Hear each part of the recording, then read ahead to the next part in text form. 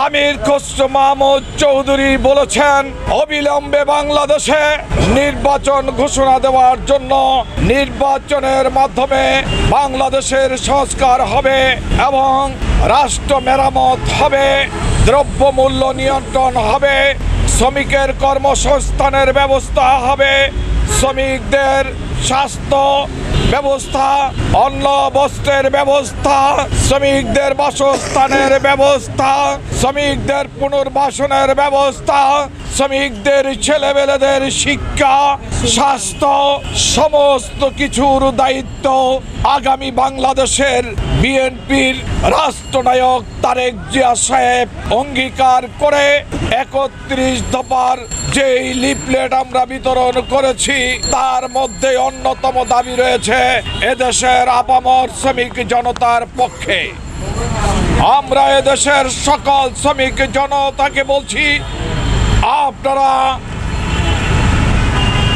এই রাষ্ট্র মেরামত করার জন্য বাংলাদেশের জাতীয়তাবাদী দল তারেক জিয়ার হাতকে শক্তিশালী করে আগামী দিনের বিএনপিকে ক্ষমতায় এনে আপসী নেত্রী বেগম খালেদা জিয়া যেভাবে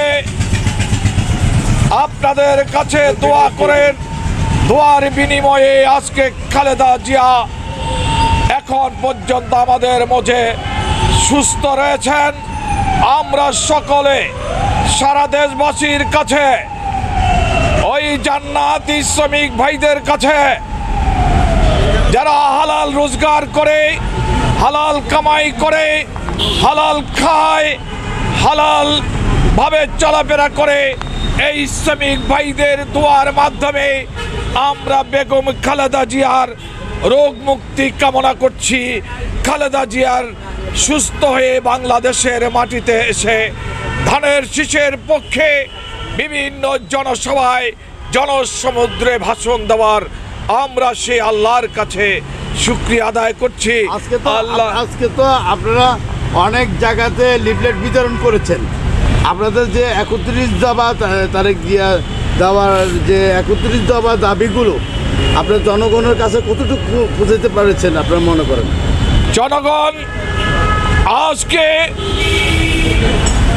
ঘরে ঘরে একটি কথাই বলছে, আমরা বিএনপিকে রাষ্ট্র ক্ষমতায় দেখতে চাই, যত দ্রুত সম্ভব নির্বাচনের ব্যবস্থা করা হোক, অন্যথায় আমরা রাস্তায় নেমে নির্বাচন দাবি করব। এই কেয়ারটেকার সরকারের কাছ থেকে আজকে বিএনপির বিরুদ্ধে অনেক ষড়যন্ত্র চলছে, বিএনপির নামে অনেক মিথ্যাচার করা হচ্ছে, বিএনপির নামে অনেক কুৎসা রটানো হচ্ছে। আজকে বিএনপিকে চাঁদাবাজের তুকমা দেওয়ার চেষ্টা করছে ওই আওয়ামী ষড়যন্ত্রকারীরা বিভিন্ন রূপে, বিভিন্ন শয়তানের রূপে বাংলাদেশের মানুষকে বিএনপি থেকে বিমুখ করার ষড়যন্ত্রে লিপ্ত রয়েছে। কতদিনের ভিতরে নির্বাচনটা চাচ্ছেন তত্ত্বাবধায়ক সরকারের কাছে?